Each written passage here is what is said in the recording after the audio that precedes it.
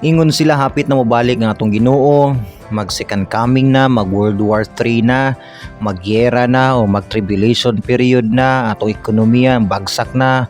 Daghan kayog mga storya nga makapahadlok nato. Mangutana ko nimo, nahadlok ba gyud ka sa umaabot? Mo na atong hisgutan sa atong daily nga devotional. Atong basahon ning Romans chapter 8 verse 31. What then shall we say to these things? If God is for us, who can be against us? Ang Ginoo magapanalangin aning iyang mga pulong. You know, si Paul, giconsider ni Paul nga inigabot sa katapusang mga adlaw, daghan gyud ang oposisyon. Daghan gyud mobatok nimo, dili lang mga tao, even ang government moabot ang panahon nga doon na siya i-implement nga paglisod-lisod sa mga Kristohanon. Gani karon hinihinay na nato nang na-feel. Moabot gyud ang panahon nga magyera. I don't know kung makaabot ba ka or dili, basta naagi moabot nga gyera. World War 3 siguro mga missiles na, mga manglupad, no, mga technology na ang mag-away anang panahon na, possible mga robots, mga AI nga mga robots. Moabot ang panahon nga magkamahal ang atong ekonomiya. Mumahal ang gasolina, mumahal ang palaliton. Mabot ang panahon po nga mas magka-aggressive si Antichrist. Ang mga kaaway sa atong Ginoo magka-aggressive. Mabot ang panahon nga magkangilngig ang dagan sa atong nature. Magkakusog pa gyud ang mga linog. Mas magkakusog ang mga bagyo. Mahimo ng pirmi ang mga tsunamis, nanay mga abnormalities sa atoang climate. Now, moabot po ang panahon nga mas magkadautan ang tao. Gani dautan naman karon ng tao. Pero wala ra na inigabot gyud sa fulfillment sa panagna sa Bible. Na siguro mayon ka di natakaabot ana Pastor John. Ayog ingon, what if makaabot ta? Mas maayo nang mangandam ta kaysa kumpiyansa lang ta. Pero abi nimo bisan pag moabot na I promise ang Ginoo nato dinha. Tanawa usa ka powerful lang gyud nga statement din ni Paul nga gi-claim niya nga promise sa Ginoo. Ingon siya, what then shall we say to these things? Unsa may maingon nato aning mga butanga? If God is for us, who can be against us? Isa ni kanabang argumentative siya nga type ba, ingon si Paul, kung ang Ginoo dapig nato, kinsa may makapildi nato? Ay, isa naka-powerful biya kayo nga statement, nga claim ni Paul. Tinood man. Oh, usay hambog na gani kayo sa ita kung natay kaila sa gobyerno. Oh, feeling ginato murag secured na kita kung natay kaila sa mga tao nga tag-asog posisyon sa gobyerno.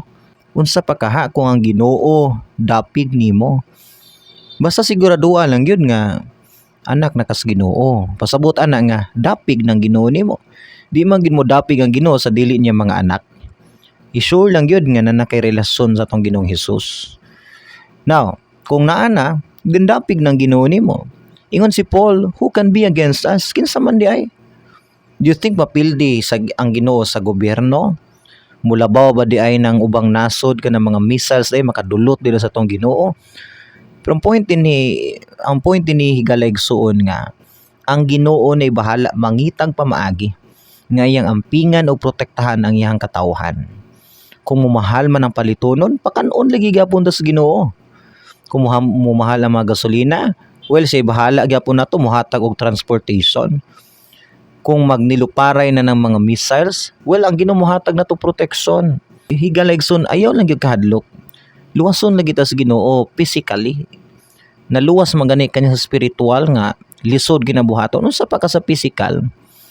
Pero atong hinumduman na if tugutan man sa Ginoo gyud nga i-undergo ta sa mga dagko nga mga challenges sa kinabuhi sa unahan, ayaw ka bala ka ang Ginoo mo provide nimo enough nga kaisog, enough nga stability sa imong faith. Mura bag mga early Christians sa una, gipang persecute sila. Pero satisfied sila sa ilang gibuhat para sa Ginoo. Nganong nahimo to nila kang Ginoo mo naghatag nila kaisog, ang Ginoo mo naghatag nila faith, ang Ginoo mo naghatag nila og wisdom unsay saktong buhaton. Basta hinumdumi lang yun, dili kita pasagdan sa amahan. Yung naging Bible nga nahatag gani sa amahan si Christ, iyang bugtong anak. unsa pa kaha ang atong mga basic nga gikinahanglan inig abot sa kapanahonan. So unsa may nitabo karon sa imong life? Nagpanik na ba ka kay mahal ng gasolina? Nabalaka na ka makagraduate ba imong anak kay mahal ng tuition?